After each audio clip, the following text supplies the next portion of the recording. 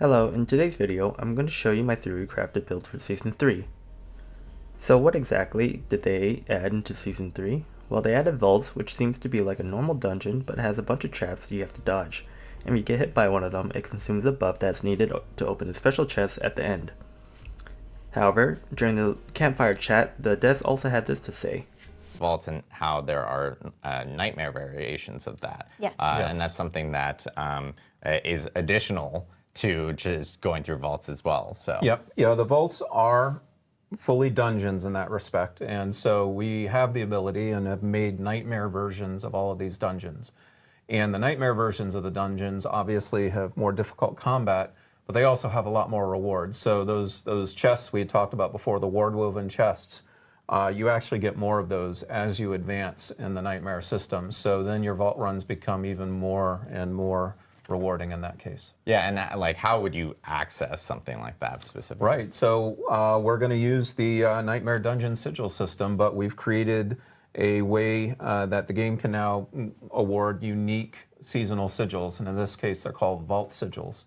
And so we did that because, you know, for those folks who really want to focus in on vault play, you can earn the vault sigils, and now you can target farm the vaults instead of leaving it up to random chance. Very cool. Awesome. One last dungeon, the yes. Mega Uber dungeon. It's kind of it's very large. It's the best features of all the other vaults put into one, and that is where Malthus lives. And so you will be questline, you'll defeat him, and then Uber version of him post questline for the rest of the season. And so there is an Uber version of Malthus that is even more challenging than the Quest version.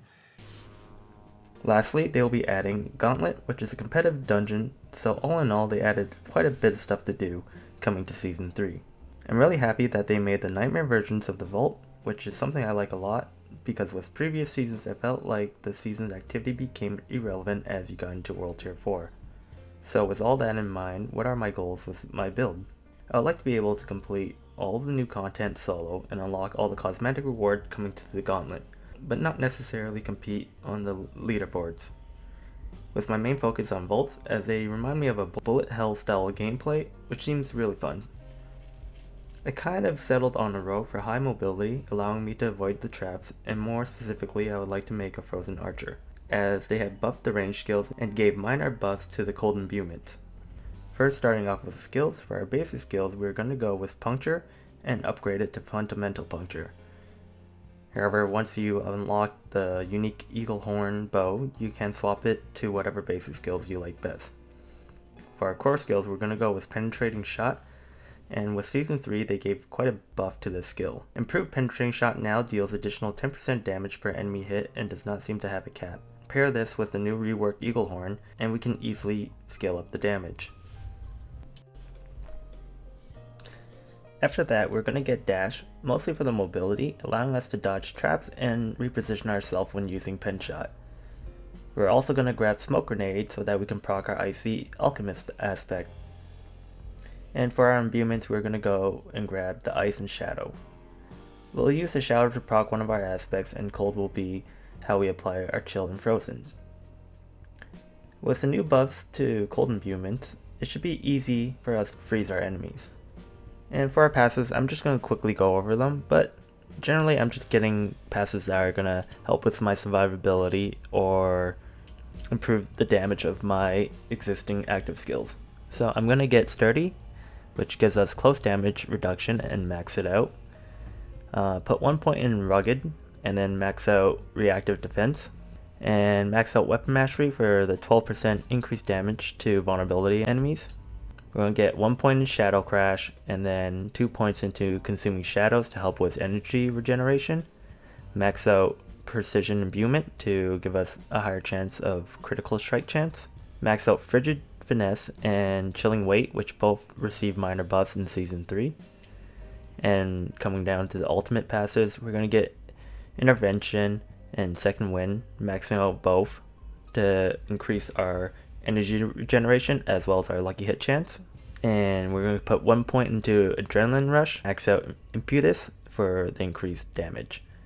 And our main way of scaling our damage into the late game is going to be our key passive, Victimize, with Pen Shot being a great single target damage skill, Victimize will be how we get good AoE damage, and scales very well with vulnerability damage, and with the new Eagle Horn rework, we have a guaranteed way of applying vulnerability.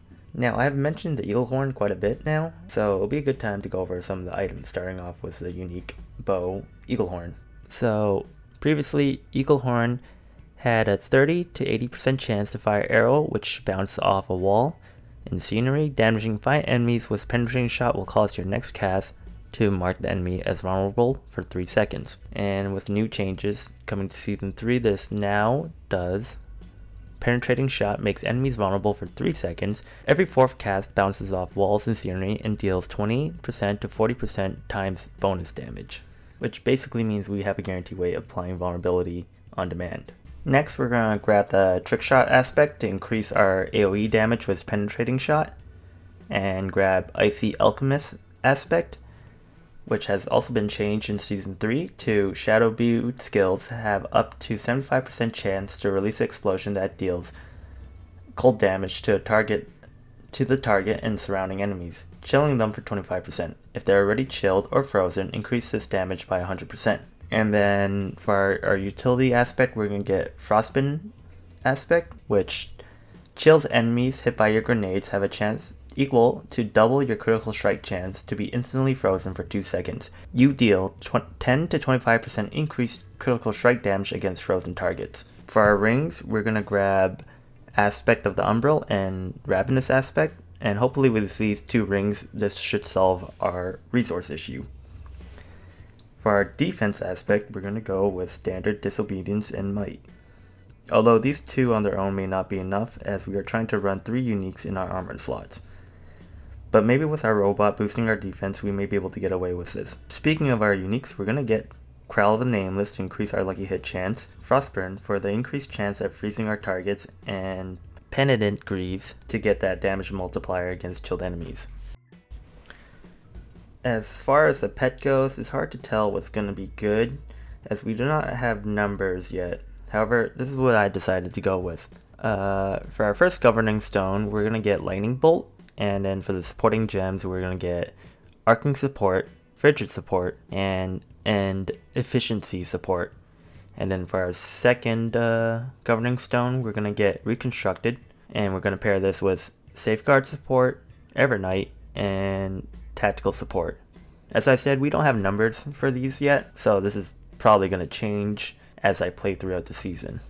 As far as the Paragon board goes, we're not going to take many legendary nodes. Instead, we're going to focus mostly on glyphs. The only legendary node we're going to want is Exploit Weakness. And for our glyphs, we're going to want Ranger for the damage reduction, Control for the damage multiplier, Frost Feeder to increase our chill effect, and Exploit to scale our vulnerability damage, and Infusion to reduce cooldowns on our imbuement skills. As far as what board you're going to take, it doesn't really matter as long as the stats of the board matches the glyph. So for example, when it comes to Infusion, I'm going to pair it with a Cheap Shot board as it has 44 int, and that will help me scale up the bonus of the Infusion glyph.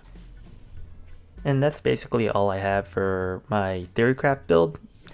If you would like to see the progress, I'm gonna try to upload a video every Sunday to track my progress throughout the season, and hopefully everything works out and the build's able to do everything I want it to do.